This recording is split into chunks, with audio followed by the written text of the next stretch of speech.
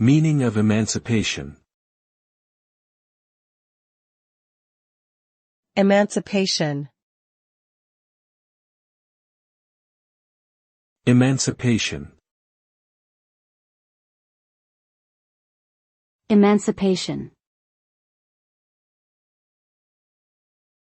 Emancipation. Emancipation refers to the act of freeing oneself or others from control, oppression, or restrictions. The result of emancipation is the attainment of independence and autonomy, which allows individuals or groups to exercise their own agency and make their own choices without external interference.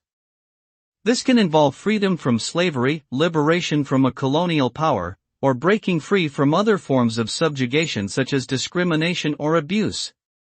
Emancipation is thus a powerful concept that represents the struggle for liberation and self-realization in all aspects of human life.